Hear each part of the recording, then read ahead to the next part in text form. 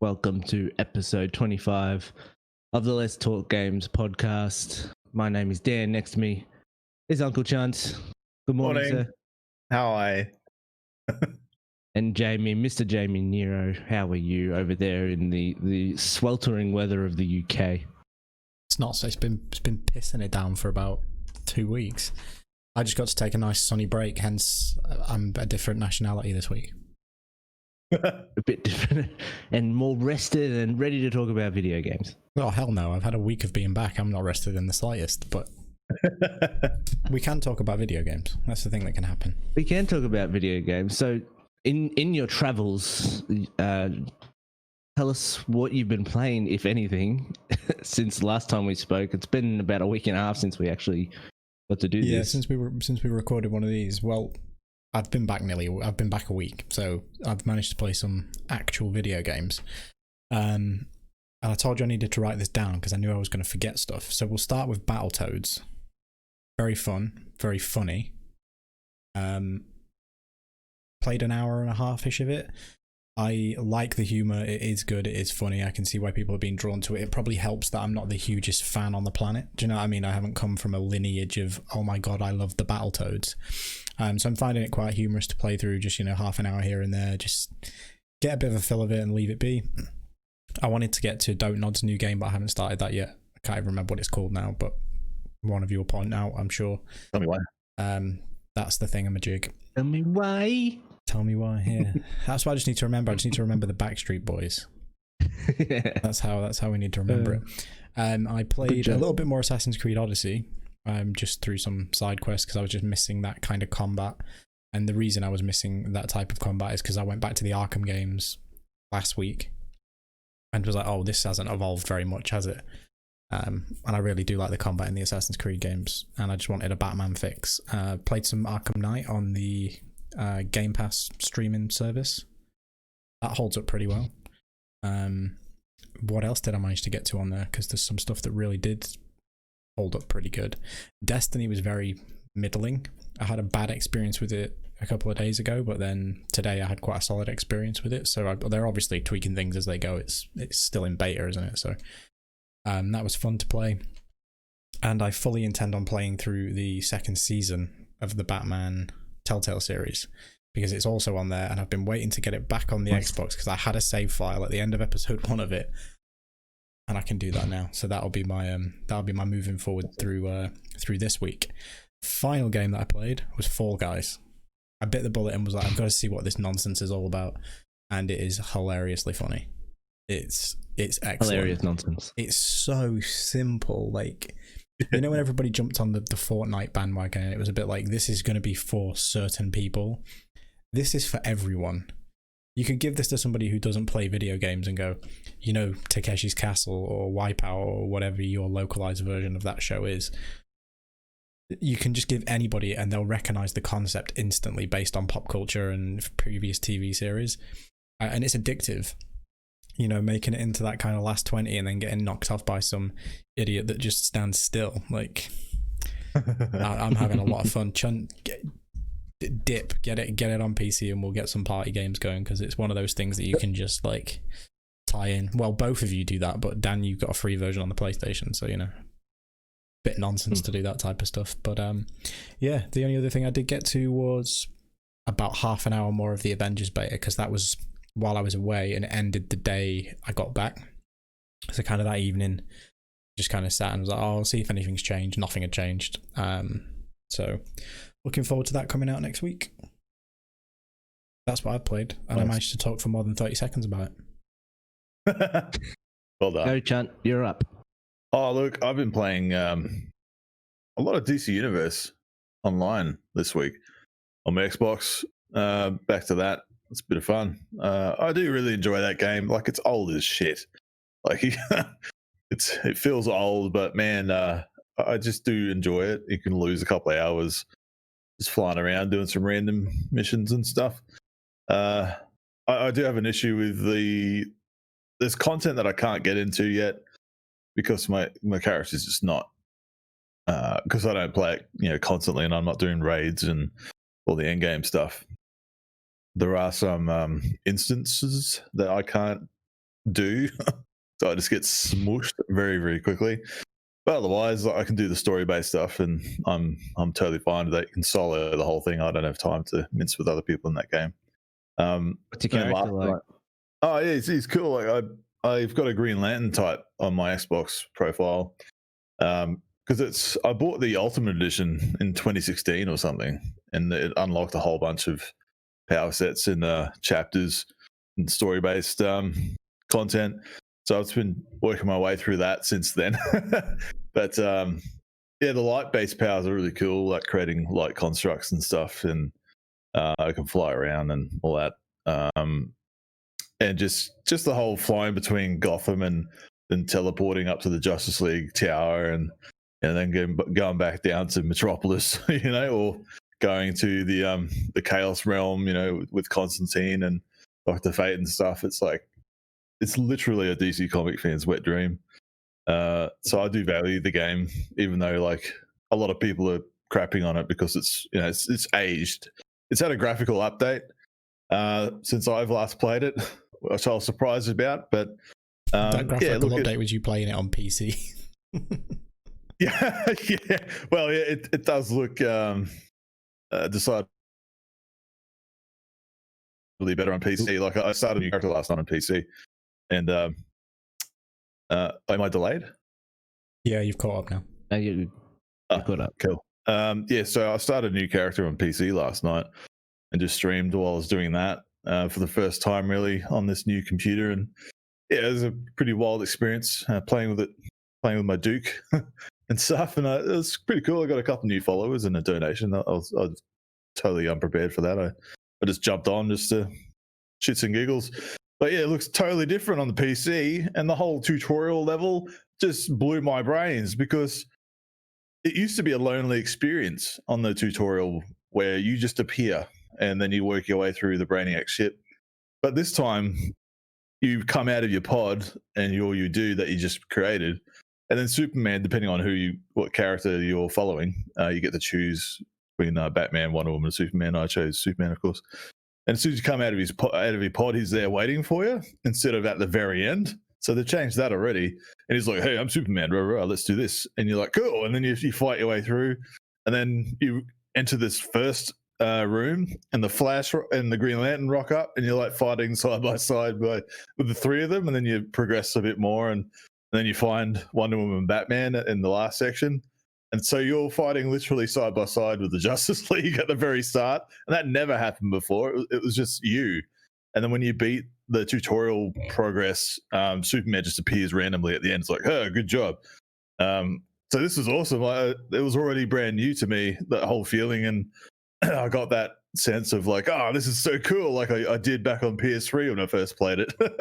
So, yeah, and then you defeat Brainiac. That was new. He actually turns up in a really epic looking suit. And so they've done work to the game since the last time I started a new character. So it wasn't a waste of time, usually tutorials are. So yeah, I just thoroughly enjoyed that. I really got a kick out of it. And then just being in the world again. So yeah, I'm looking forward to just playing more of that. Just it gives me another excuse to play something on here on the PC. And but yeah, otherwise, I played the Stick Fighter game on Steam. It was like $7. Picked that up. That was just a shitload of fun. And then yeah, I've got Fall Guys on my wish list on PC. I'm going to pick that up too because I do miss it already since getting rid of my PS4. So yeah, we'll play some matches and have some lols. But yeah, that's it. Like ever since DC Fandome, I've just been like heavy into DC Universe Online. So the marketing works. I just realized when you started talking, realizing what you had played this week, I was like, I should have had you last. I would have been able to do a nice little segue. Oh, look, but right. In terms of what I've been playing, not much. I've been playing more 2K simply because it's NBA playoffs. But now the NBA playoffs are off because all the players stopped playing. They just said, "Nah, we're not doing this because of all America shit." But what I did do, what was that? I said good on them. So they should. Yeah, good on them. So they should. What I did do though is I played a little Switch this week with my partner. We realized being being in quarantine, we're spending less time together, which makes it's just her in the bedroom watching TV shows and movies, and me on the couch playing games and watching movies. And then we're like, we probably should spend time together, even though we're just in the house all day together. So we made a point of it, and the other day we actually started playing some Switch. So we played a little bit Mario Kart, played some Scribblenauts, which I never played before, but she got sick of that real quickly. Oh, okay. And then we tried because the Lego Harry Potter, and I'm like, this is why I don't like Lego games. I'm like, it's just everything. It's just everything I want out of Harry Potter game is not there, and so I'm like, this is taking a while, and you're playing it 2-player, and you're being patient because she's learning how to play and learning what buttons to press, and I'm going along, and I'm just being supportive. But it's I want to jump back on the PS4. And anyway, now you're both living separate lives again. Yeah. Now I'm at the other end of the house. We're not talking. Let's move along. Chunt, you brought it up. DC Fandome happened. Was it this past weekend? I can't even think now. Yeah. We got 2 announcements from Warner Brothers themselves. Warner Brothers Montreal came out with the Gotham Knight game, and Rocksteady came out with their Suicide Squad Kill the Justice League. We do have some downloading soon episodes coming out. The Gotham Knight one is already out, and the Suicide Squad one will come out in probably 2 weeks or next week, depending on when you're watching this, or now if you're watching this delayed. So let's get our overall thoughts on the 2 games, and then I want to delve a bit into where we think games are heading. So, Chunt, I'm going to lead you off. What did you think of both Gotham Knight and Suicide Squad Kill the Justice League? Yeah. Look, I still feel a bit the same as our discussion in downloading soon, where both of them aren't exactly what I wanted going in, but they are what they are. I'm more favourable towards Gotham Knights if I had to choose, for a number of reasons, because basically we don't know much about Suicide Squad or what it is. It's, we know it's in an open world and it's a multiplayer experience, and excuse me, and you're playing as the Suicide Squad. But the odd choice to make this the sequel series to the Arkham Asylum, Arkham Knight series is an odd one, because it's just tonally different. I just didn't expect it at all. I mean, the epic visual of the Brainiac ship having planted itself on top of Metropolis, and it's got its tentacles weaved and everything, and the purple energy stuff that's infected throughout. That's intriguing. I'm interested to see what they do about that, because you rock up and see Superman at the end, and he's clearly he's under the influence, so to speak, of the Brainiac. So yeah, I mean, I can kind of see where it's going already. I mean, in the title, Kill the Justice League, you play as the Suicide Squad, and it's just as a comic reader for DC Comics and a fan, like, I don't know how they're going to get Suicide Squad on the level of the Justice League. I don't see it, because they don't really have anyone in the Suicide Squad roster over the years that could go toe to toe. I know about 5 or 6 years ago they had a roster where they had Lex Luthor and Bizarro, Superman, and Solomon Grundy and stuff on the team, and I think maybe Sinestro might have been in there at some point from the Green Lantern mythos, but he's a Yellow Lantern. So I mean, I don't know if they're going to rotate that kind of roster, like get the equivalents in. That'll be interesting. I mean, that's the only way I can see it. I mean, King Shark, up against Wonder Woman, I don't see it. Captain Boomerang up against Superman, I don't see it. That's an unfair match. Deadshot with Batman, I mean, there's a history there. We know that, but Batman's always going to win against that. So, yeah, I'll be interested to see how they kind of try and explain it in that game world sense. I've got a level 100 Harley Quinn. I defeated Superman. Like, get stuffed you did. Like, even if Superman is under the Brainiac influence, I mean, he would be even more of a threat because he wouldn't be himself. He wouldn't be restrained, which he does. The Justice League cartoon said it really well, where Superman going up against Darkseid, where he's like, I feel like I live in a world made of cardboard, but you can take this, and then fights him, unrestrained. So I don't know how they're going to do that. So I have a disbelief that I have to suspend when this game comes into it. But I'll just touch on Gotham Knights just briefly.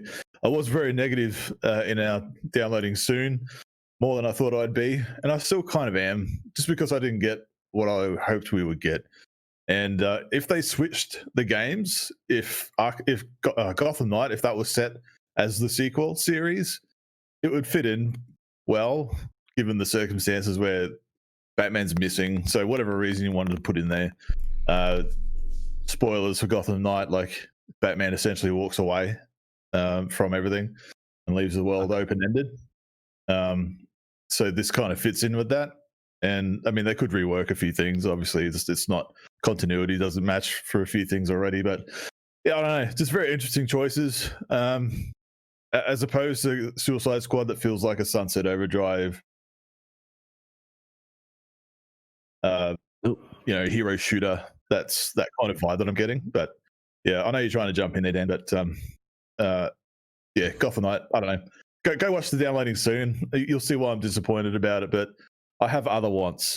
I'll just say that. But without taking up too much more time, because I could rant on about this for a full hour just on my own. I'll pass it back to you. Yeah, so we'll put Jamie as the meat in the sandwich. What were your thoughts on the games? I'll start with Gotham Knights just because that's where Chunt left off. I'm more psyched on it than both of you are. I think I see it as a kind of a natural evolution of the Arkham series. As Chunt said, I'm disappointed it's not a continuity with the Arkhamverse. It makes way more sense for this game to be the continuity. But yeah, they'd need to retcon too much, as we've already discussed ad nauseum in that episode of downloading soon. So yeah, I think for most of our thoughts on that, just go there. But the Suicide Squad game, I mean, I was really let down by it. That tonally, it makes no sense to me.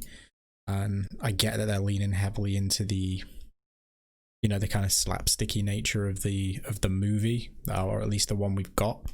And then if you look at the one that James Gunn's making at the moment as well, obviously there was trailers for that. I see quite a lot of cross-pollination going on there, but I'm not too convinced yet. If it is going to be the kind of 4-player hero co-op thing that everybody's alluding to and be a live service, and I just don't think it fits that type of game. I mean, I know you two were worried about Gotham Knights going that direction, but I really don't think it's going to. And the fact that they reaffirmed that it's just 2-player co-op, meaning that you can jump in with a friend and just either, level one of your characters and have kind of an Assassin's Creed type experience. I'm all for that. But yeah, that's my 2 cents with the pair of them. So over to you, Dan. Yeah, so Gotham Knights, it's more that it concerns me of where they're going, but I don't think in this particular game it will go that direction. With the 2-player co-op, it doesn't seem as egregious as Suicide Squad, in my opinion. It should still allow enough of like this open world going and fighting bad guys and solving. Hopefully there's some detective stuff. I wonder if they're going to get rid of that completely. But the Suicide Squad stuff really upset me on that day. It really did, and we'll go into it on the downloading soon. But it is just a total shift for Rocksteady of what I thought they were going to do. This is one of my top 5 studios, I feel. From other great single player games. And what I wanted to actually touch upon with this, seeing the way that these studios were heading and these games were heading, what our thoughts were in terms of where this industry is going. I had a massive rant with one of my friends, essentially being like, with the combination of Crystal Dynamics, who made the first two Tomb Raider games, moving into Marvel's Avengers, and they're probably top 10 in terms of my favorite studios. And then you have Rocksteady now moving into the Suicide Squad, going from the Arkham series. It really saddens me that you've got these studios that are really known and really great at making these single player experiences, I guess. And they've just, I don't know if it's themselves or if it's from something higher up, but they've come out and they're just saying, you know, that this is the way we're going to go. And I feel like in 8 years' time, every studio is just going to have one game that everybody plays, and it'll just continue on. Well, I know that's an exaggeration, but that's how it's feeling. It's like, all right, well, Microsoft might have like Halo as their thing. Warner Brothers can have Suicide Squad. Ubisoft might turn Assassin's Creed just into a thing. Like, I don't know. It's really worrying me. And Chunt, I know you're kind of on the same feeling as I am. Stuff. Yes. So I do take issue with that future. Just because I miss some of that focused like single player stuff that you could do, or even just a couch co-op or a co-op experience like Gotham Knight. Tying it back to that, I mean, being a one player or a co-op experience only, it seems to be more favorable now to me in hindsight after we've had that initial discussion of where that game could be, but it still could be a platform game, you know, that a lot of these games are starting to be. And like, I know Jamie's like saying, he's been waving that flag for years now, saying this is the future, get used to it. You know. And I refuse. I don't want every game studio just being like, yep, I'm just going to build a platform and people are just going to play it or not. It just stifles some creativity, you know, if you're just focusing on that games as a service platform. You know, if you're just going to expand on that for 10 years, what else are you going to be doing? Like, yeah, it might make money and that's where it all comes down to, but you're going to miss a lot of the experiences that, which I find Game Pass is going to be the answer for, because you already have developers saying that we couldn't get this game made, or there'd be no way we'd be able to take the risk on this game if it weren't for Game Pass. And like Double Fine is a perfect example of that, and they've gone on record saying so. You know, they feel comfortable with the Game Pass service because they can release their games on there with a already, you know, was it 10 million or something install base where people can just play it.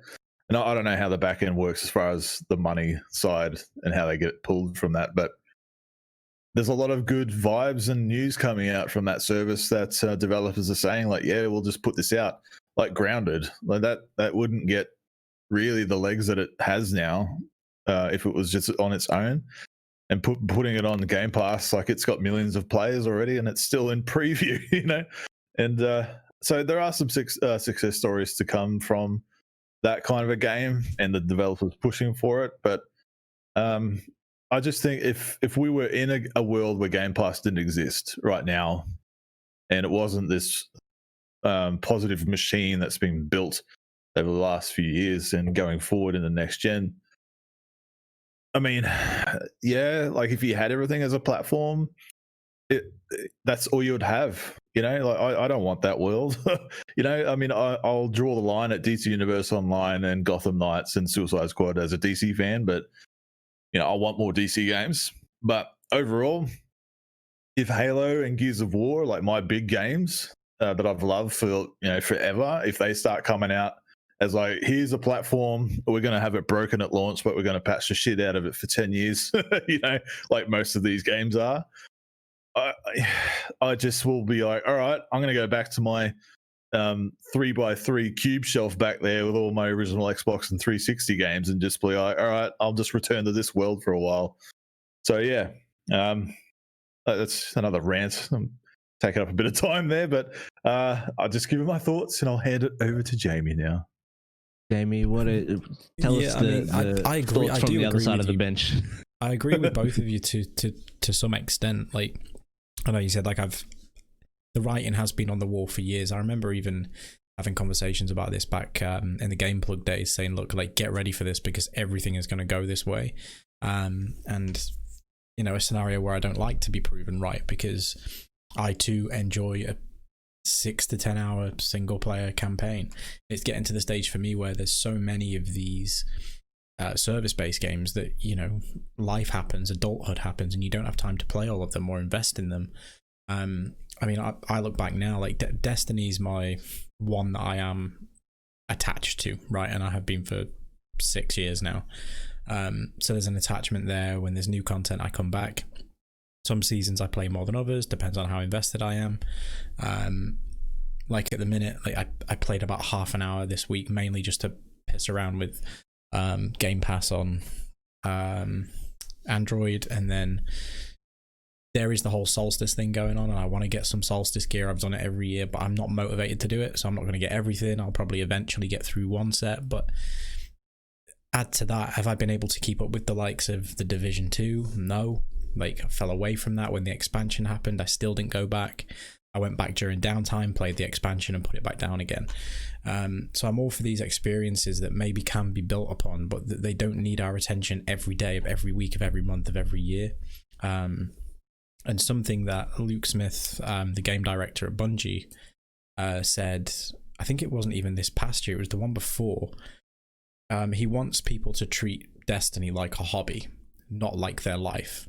So it is like you duck in at the start of new content, you play the content, you finish the content, and then you choose whether you want to go on that path to getting the best gear you possibly can, and you hash out the full season and do 100 levels of the season pass. Or you can just put it down and go, that's been great, I'll come back in 3 months for the next drop. And I get 3 or 4 weeks of a mission to do every week and see what's going on in the world as it evolves. Which, Chunt, that's a little bit how you play it. And that's how the designers of the game want the game to be played. So I'm all for that. I'm all for single player experiences. But yeah, this turning everything into a service is just getting monotonous. I mean, as I said, we'll obviously the three of us will jump into Avengers. But I think I said to you guys the other day, at worst, it'll be a competent campaign that we can either, you know, play together or, you know, hop in with each other as we finish it. And that's at worst. And at best, it does become that thing where every week we can go, oh, hey, should we get together and do this week? And there's a new thing that's happened. Should we go take that on? And you have that kind of experience with friends. But I'm equally not going to be offended by it if it is just a half decent campaign, and then whenever they launch a new character, it's free of charge. You come back in, you play the content that's associated with that character. Great. I think there's a happy medium to be struck. But yeah, I do totally feel your guys' pain. I'd have taken an Arkham sequel in single player fashion over what we're getting, but I'm more hyped on the Gotham Knights stuff than I thought I was going to be. More so on Knights, but yeah. I don't know how many more of these we can take in next gen. I want something new. I want a new type of experience to go, wow, this is a next gen experience. Which, Dan, say your bit, but then if I can interject, I have actually got something that I remember to not add to the docket that I'll try and squeeze in because it kind of ties in with that point. Yeah, I'll throw it back to you in a sec then. I was just going to say, like, it's always about balance. Like, you don't want all one thing or all the other, but when I was thinking about it, I'm like, if this Suicide Squad and even Marvel's Avengers, if these weren't based on the characters and stuff that I love and love comics and that, would I play this game? And I absolutely would not. Like, there's no way. When people talk to me mostly about like why I pick PlayStation or whatnot, it is just because right now they're making the games that I want to play, and you can be cynical about it and say they're all like third person action games with slight RPG mechanics, and they're guaranteed to have the forest in the game at some point, different areas, like, and I understand that, but because I see so much of this stuff going away the way it is, you know, I'll put the money down and get Days Gone, even though I'm not super interested in it, but just to kind of show my money is like, I still want them to keep trying, even if they don't succeed necessarily. But yeah, Jay, I'll pass it back to you. That was just the last little point I wanted to make. Yeah, it's not so much just about just with talking about this whole, like the next gen kind of first person experience and who's building them. There is a tiny little, not tiny little studio. They've got developers. But if you guys seen this thing, and I'm going to flag to the picture-in-picture, this game is. I was not sure whether to talk about this week or not. Super early alpha, to the point where the developers have come out and said, please don't take this as representative of the final product because we can do better. Like, yeah, this thing looks daft. So this is Black Myth Wukong. And again, it's got that kind of, I got immediate kind of Ghost of Tsushima cross maybe a Souls-like vibe from it, you know, when I first saw this gameplay demo. But what they've managed to do is something like, I just thought it was worth just giving a nod to, because like this looks sick.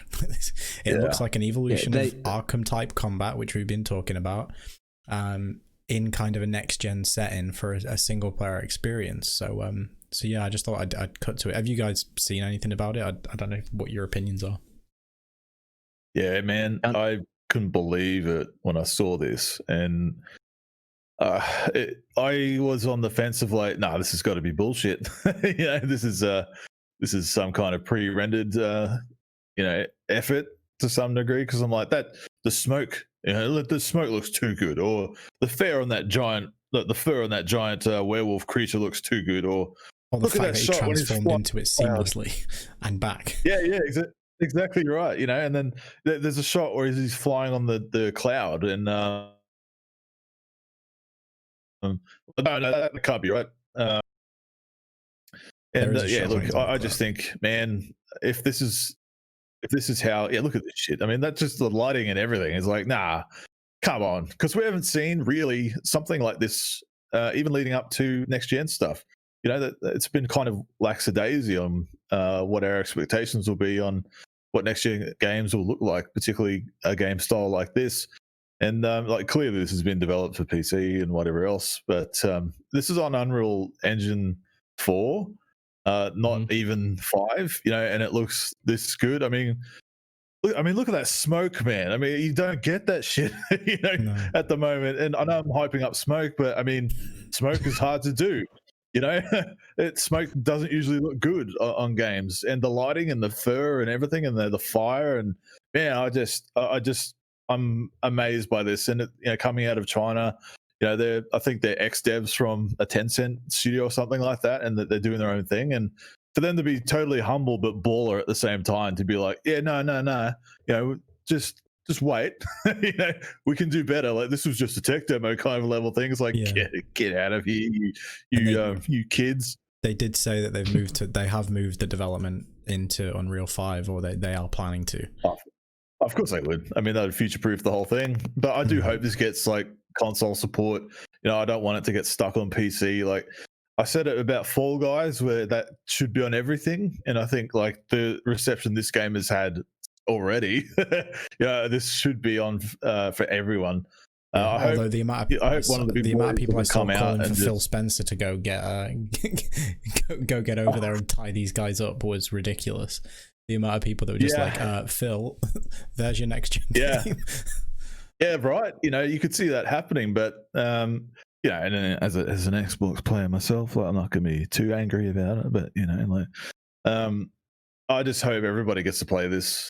I think this, like Jamie kind of just alluded to, like, I think this shows an example of what new games can be, and I just hope to hell, like, if these guys are out from under Tencent, then they're doing their own thing. I hope to hell they just don't find a way that we haven't seen yet to monetize the shit out of it. Like, I don't want to play, the Journey to the West with heavy microtransactions. You know, I'll refuse. I'll be like, yeah, it's a pretty game and you did a good job, but you lost me at that point.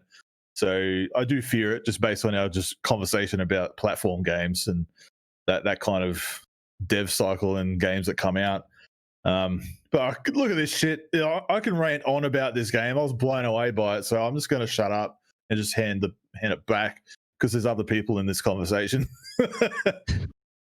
Yeah, it looks really impressive to me, and I'm pretty sure I'm not going to quote a number because I can't remember exactly, but the studio is actually really small. Like, it does not have a lot of people. Like, I think it's roughly around the same amount of people that were on with Ninja Theory when they made the first Hellblade, like around that type of studio size. But even after this came out, like you said, Jamie, they're like, don't take this as final thing because we're working on so many stuff to make it look better. They also went through and like, I think it was an article or a video or something, and it just showed where things were not good and showed all the bad things about the demo or the trailer. Yeah, I was like, good on them. That's called being upfront. Yeah. Mm. Outrageous to do that to yourselves. Yeah.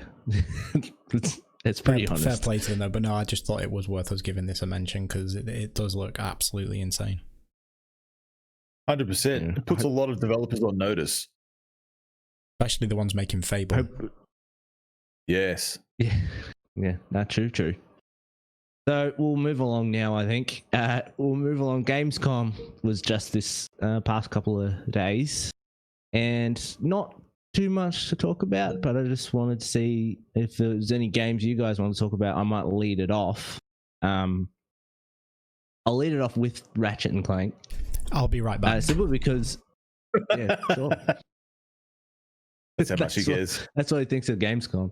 Yeah. Nah, but I was just going to talk about Ratchet and Clank because I don't know. I'm not sure how much have you seen of it yet, Chunt.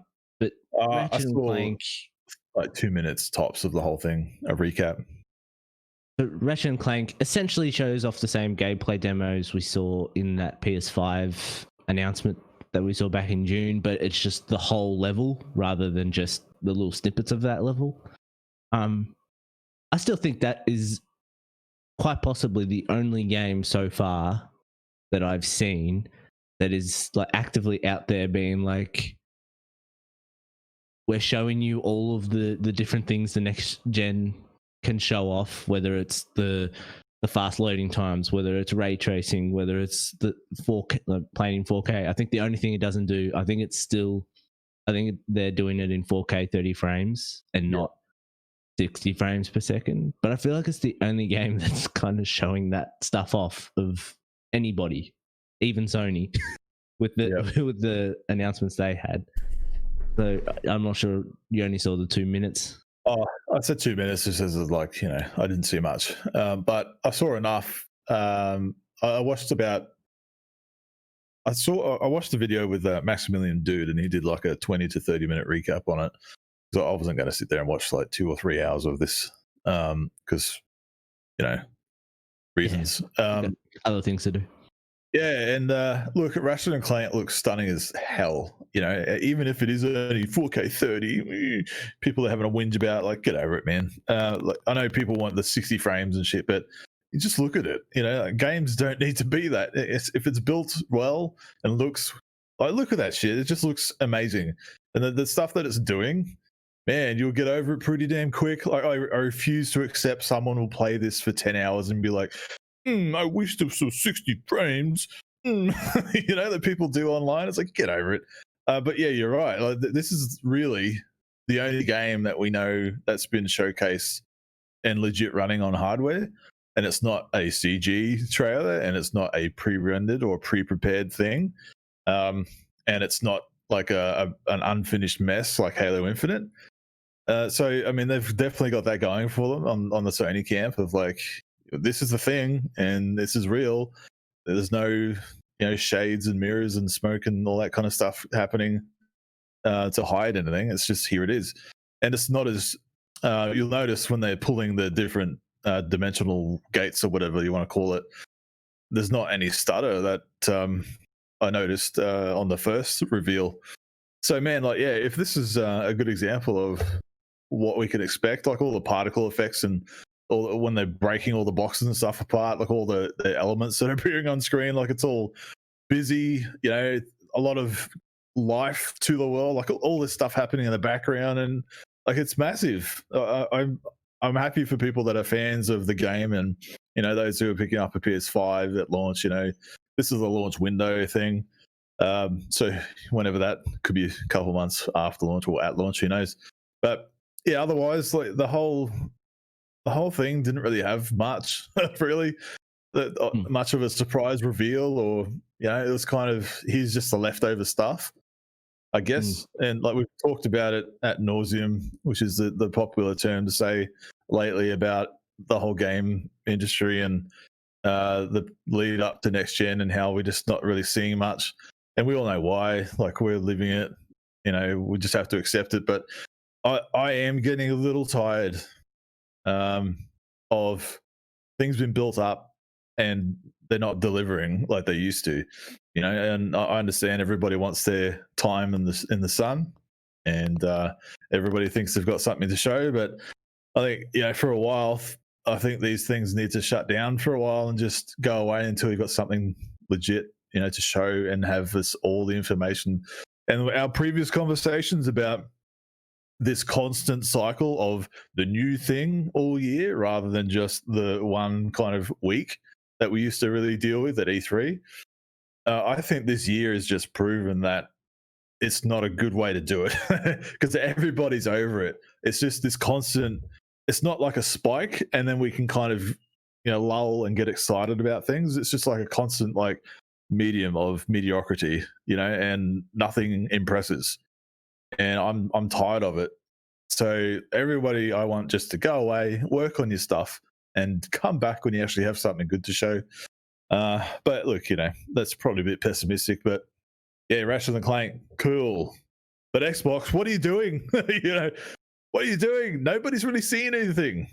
Like even I, as an Xbox player, is like, I'm getting a Series X, whatever. I practically have it paid for at the moment. But I don't have a Ratchet & Clank. I don't have a kind of, look at it, this is what it does. I've got Halo Infinite in 2 years, maybe. Gears 6, whenever that is. Motorsports looks stunning as shit. But, I'm not going to play the medium, and that's built for it. You can't play it on Xbox One. So, and I'm just looking for this most powerful console example of you can only get this on Series X, and here's why. And I want it to melt my face. I want my face to fall into my lap.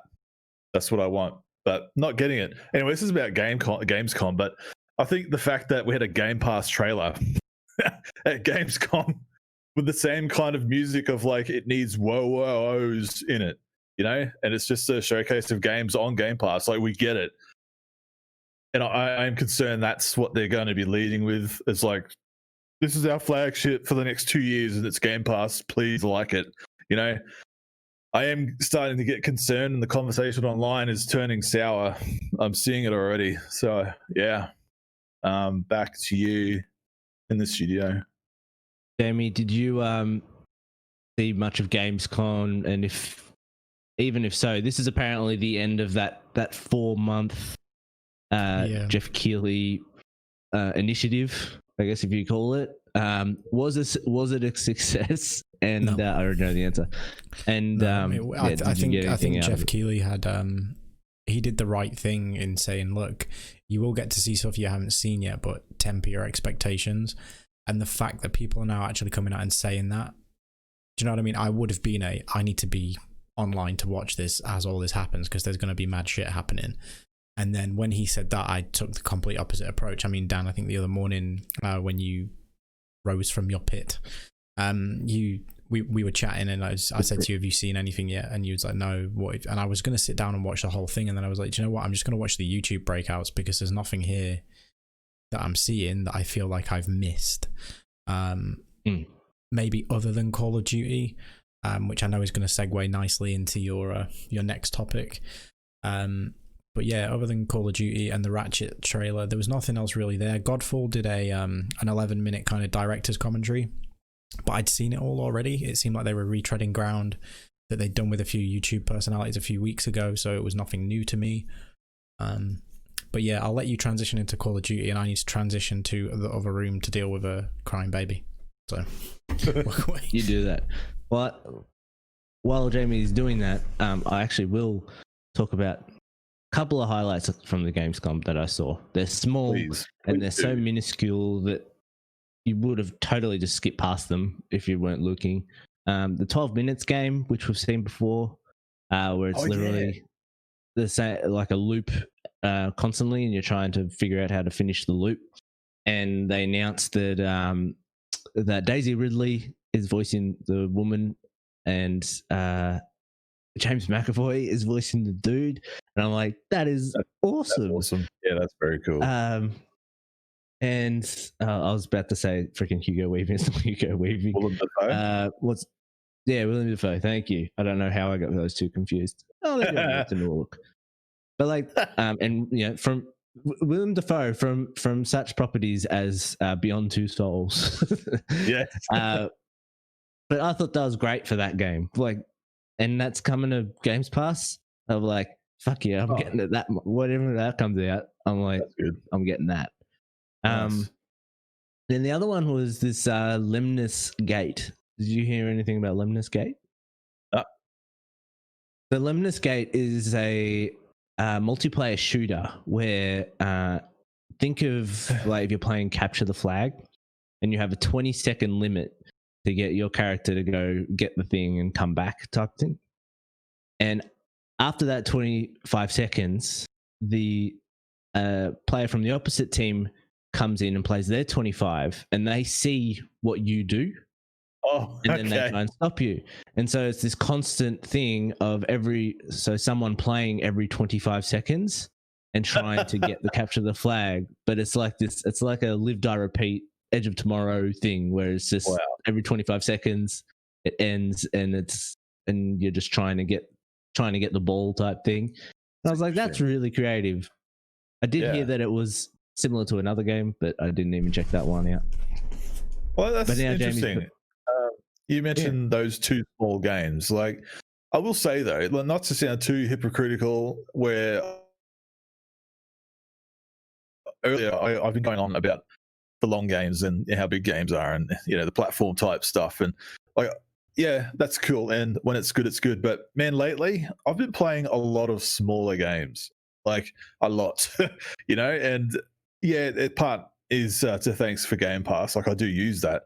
If they're coming to Game Pass, like I've got them there. But the last couple of weeks, I've just been smashing through just shorter experiences or smaller games like Battletoads. I finished in 2 hours and 50 minutes, you know, and that was great. It didn't need to be anything longer. And the same with like Streets of Rage and a couple others I've just marked off my list and uninstalled it as I've gone. And so these kind of little games like that 12 minutes, like, yeah, I'm all about that. And Tell Me Why coming out, like I'm all about that too. Like I'm looking forward to just that, where I'm not asked a lot of myself.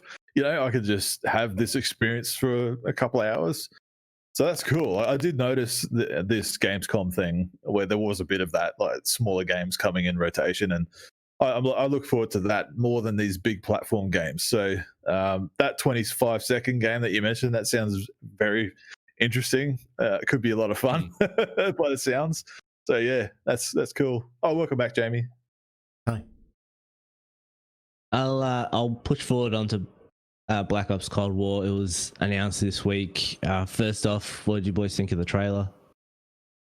Impressive. Very impressive. There's something about Call of Duty games, especially about, because I just played Modern Warfare. I'm like, there is something about their single player experiences that I just get really attached to, even though that's not the main selling point of a Call of Duty game. It's normally the multiplayer stuff.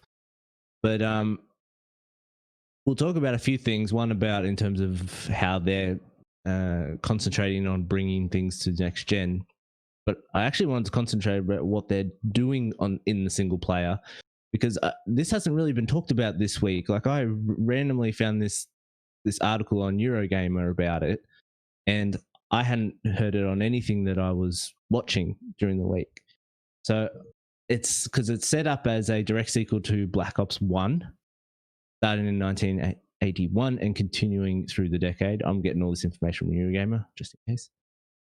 So the game brings back Hudson, Woods, and Mason, and they're following this Perseus, mysterious Soviet group, which you get all from the trailer. But the thing that they didn't talk about is that Raven Software, who normally is a supporting group for a lot of the multiplayer stuff out of the Call of Duty games. It sounds like they're really like front and center on this game. Like even in the trailer, I think it says, developed by Treyarch and co-developed by Raven. So they're actually putting Raven's name out there. They must have a bigger degree of involvement. They're doing the single player campaign. So Raven are doing the single player campaign, and Treyarch are doing the multiplayer. Thank you. So the first thing that they're doing in the campaign is it starts with a character creator, which allows you to design your own single player operator for the first time. There are 8 stages in all, including options for skin tone and gender.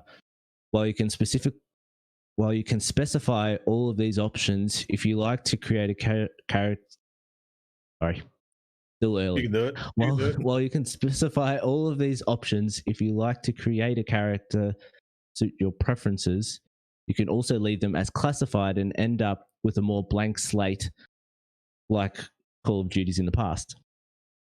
Choosing not to divulge your character's gender provides you with gender-neutral pronouns. As well as options that affect your in-game appearance and dialogue, some options have gameplay ramifications. So if a psychological profile of paranoid halves the time it takes for you to aim down your sights, while a lone wolf profile allows you to sprint twice as long. So there's a little bit more, but I'll just go off that. What are your thoughts, guys? Jamie, I might lead you off with this one. What are your thoughts of having a character creator in a Call of Duty single player game? I mean, it doesn't follow the usual trend, does it? I've been able to create a character. I mean, fair enough. Like, let's do it. Give us a character creator. I suppose it personalizes the story a little bit more, and it's cool that they've got the nuances around. As you just said there, if you pick a lone wolf, you get double sprint speed. So there are perks to choosing different kind of narrative strings, I guess. But for me, the Call of Duty single players, like you said, Dan, they've had a fond place in my heart. And the Black Ops series is my favorite. So the fact that this is a direct sequel to Black Ops 1, which in my opinion is the best Call of Duty campaign ever made.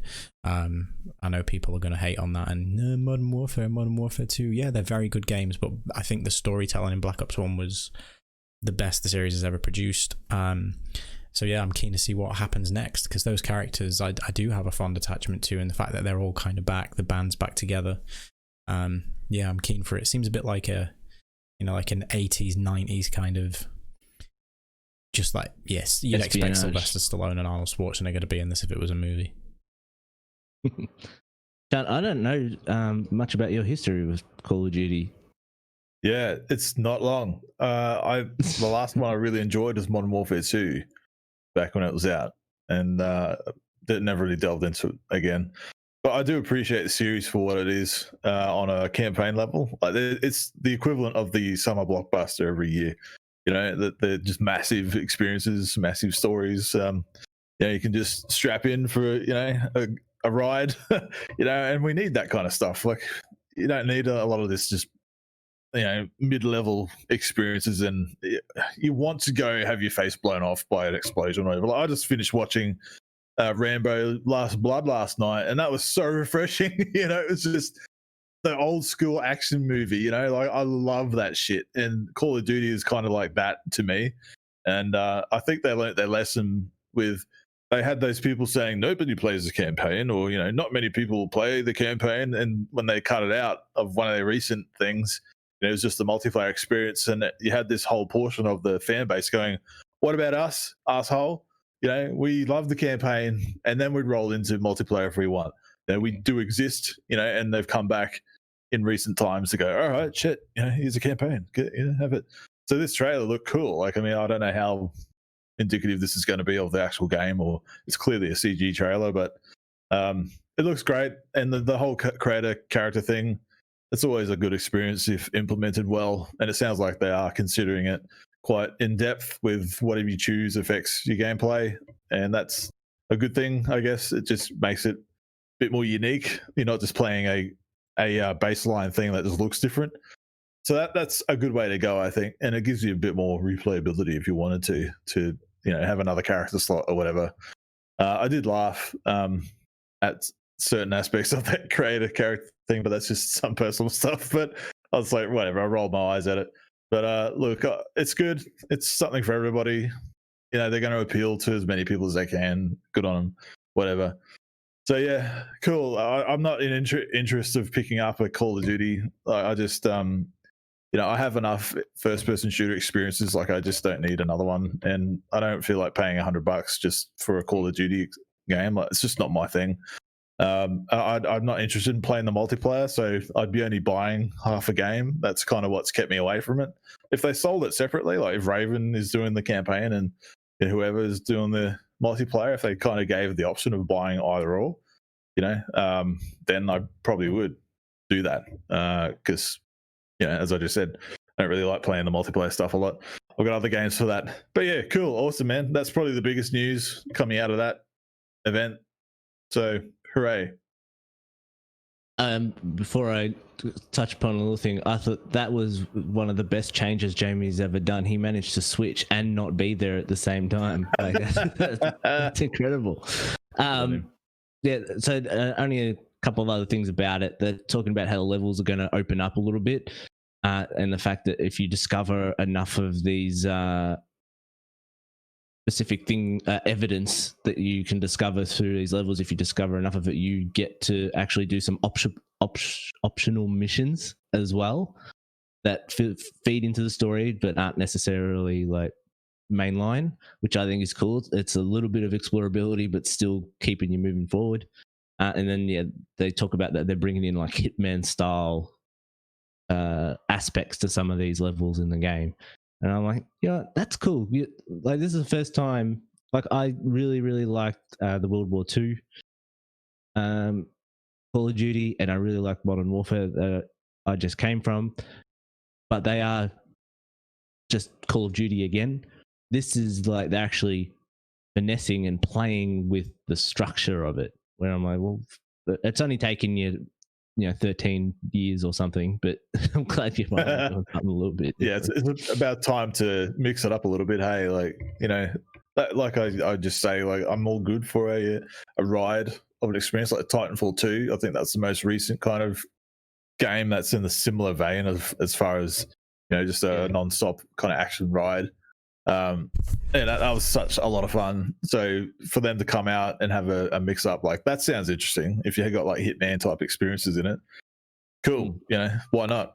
And we need that. We need these games to kind of keep trying something new. Might not work all the time, but when it does work, it's pretty special. So yeah, I'm happy for everybody that's a COD fan, and the campaign people particularly.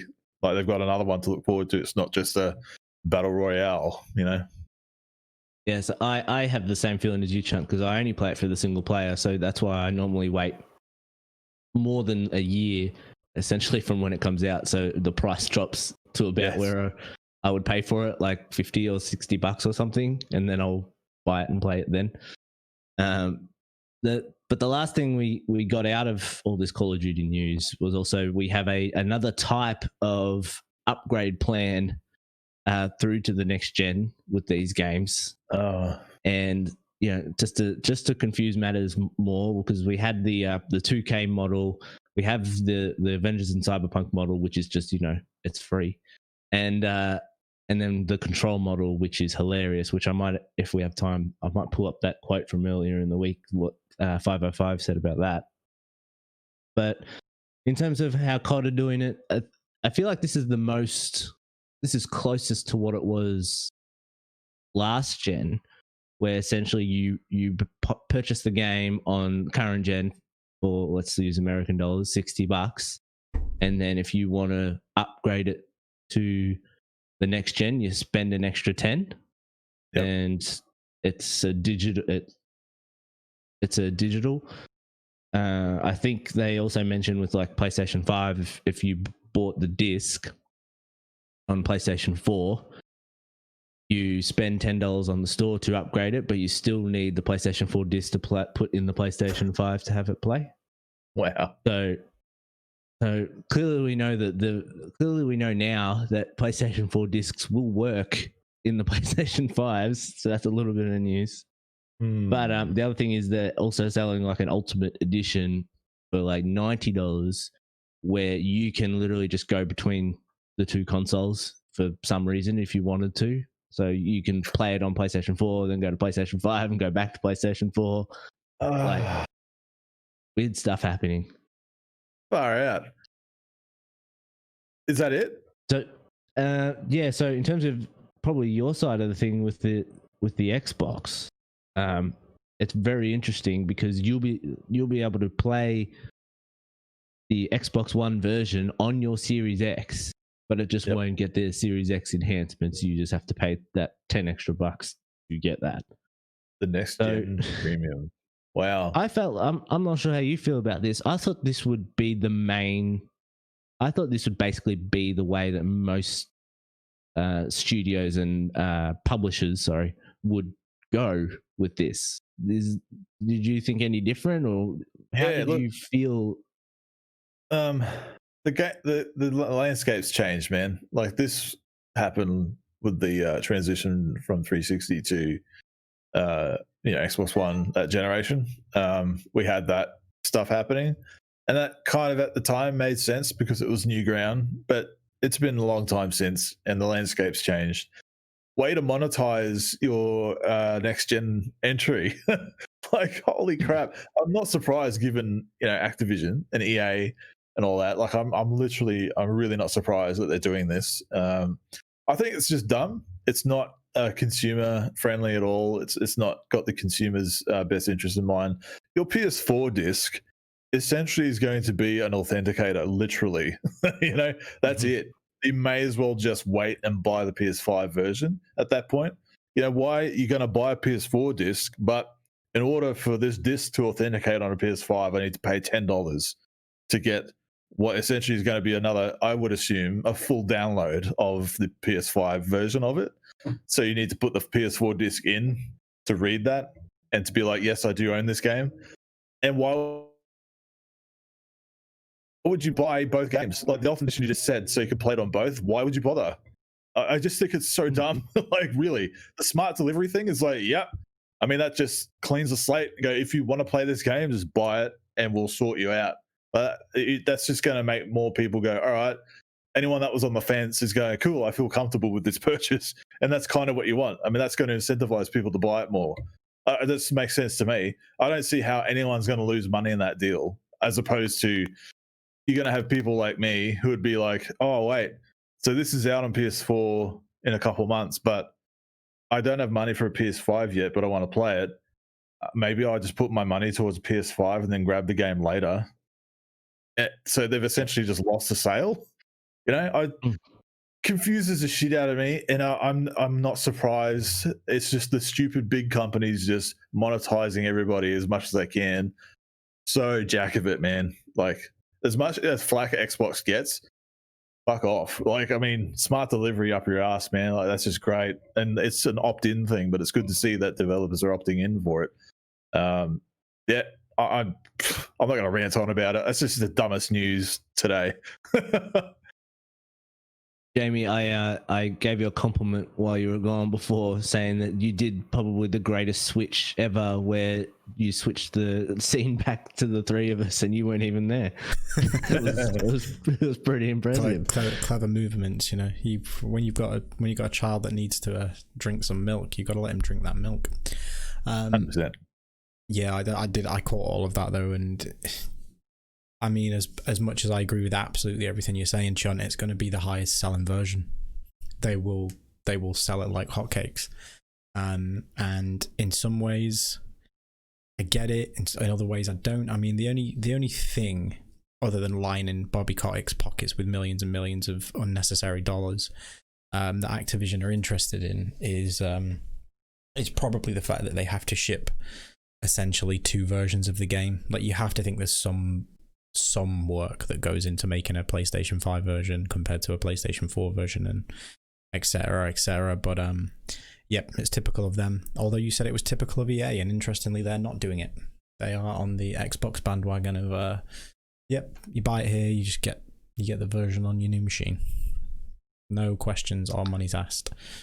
But well, yeah, for a limited time.